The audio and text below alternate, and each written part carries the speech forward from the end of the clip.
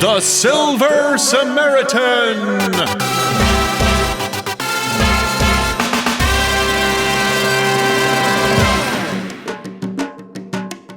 Hello again, aspiring heroes. I'm the Silver Samaritan, and today we begin a new section of superhero survival skills. Introduction to actually protecting other people. It is, after all, kind of the whole point of all this. It's going to take us into some morally gray areas, and things may or may not get grayer as we go. Just thought you might want to know that. I may be a paladin, but I'm also a vigilante, and like you, I also am living in the 21st century. Shit's complicated. If you haven't seen the first few videos on comprehensively protecting yourself, I recommend doing that now, or the rest of this will just be that much harder for you. Like, I kind of touched on it before, but let me be explicit. You can't help anybody if you're all busted up or dead or in jail or whatever, so maybe go click on the playlist in the description and learn ways how to better not be those things first. Good? Alright, moving on. Part 1. Don't tell anybody shh.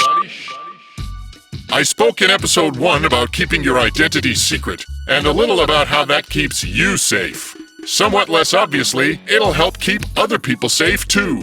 Okay, so this is not just a simple matter of not explicitly telling your auntie that you're the masked anarchist she complains about while watching Fox News. That is, obviously, step 1. Don't tell your family you're the guy the news says is a dangerous maniac who hates cops and eats class warfare agitprop for breakfast. But, similar to grade school science, there's more to this than simply step 1.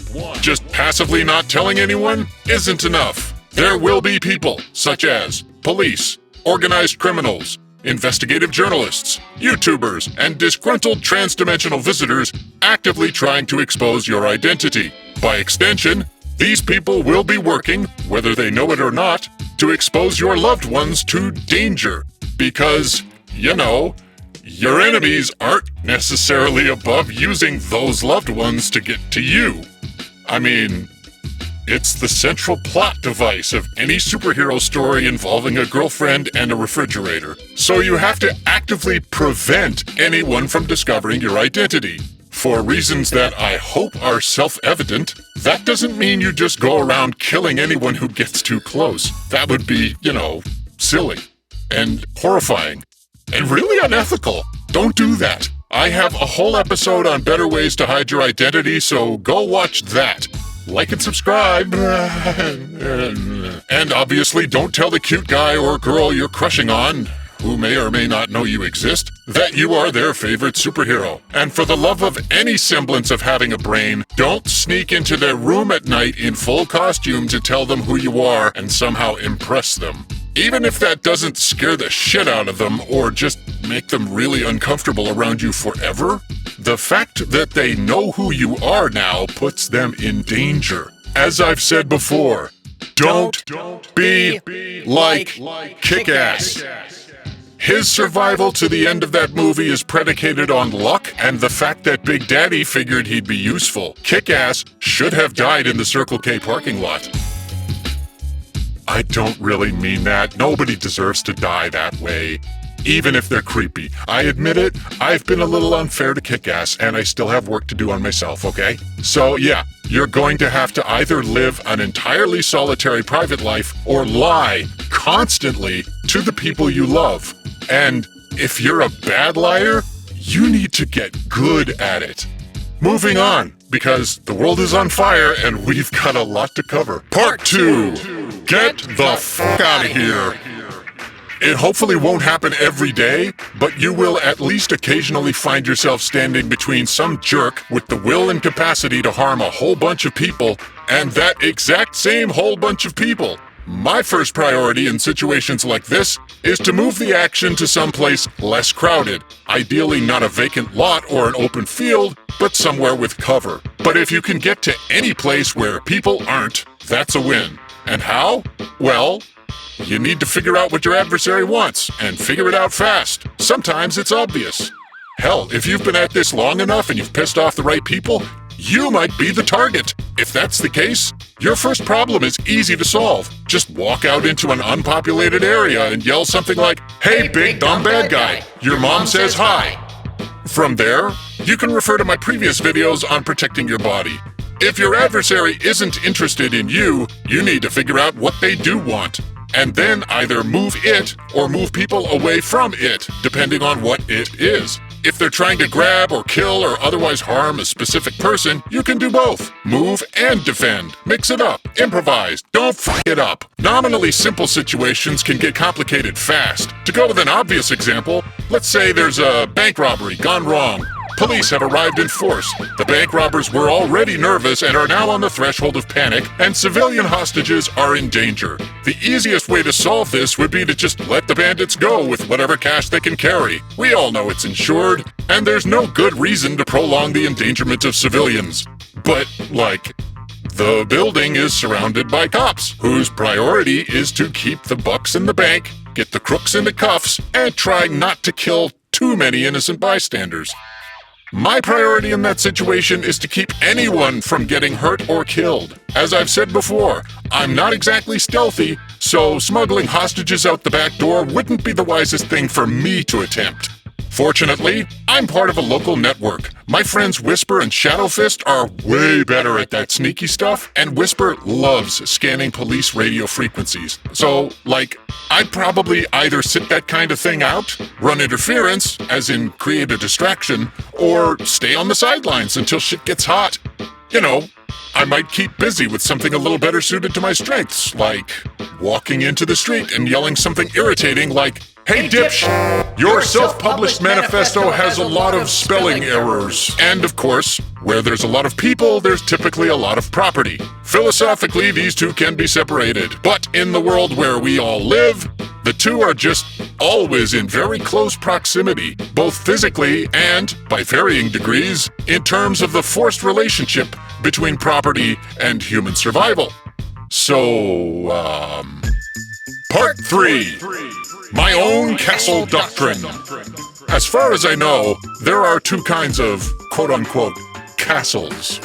There are big castles loaded with capable defenders who can look after themselves just fine, and then there are little castles defended solely by the individuals or families that dwell therein. It is the latter that concerns us. Yeah, they can call the cops if they think that'll help, but it almost never does, and there are a lot of vulnerable people in your city who know that.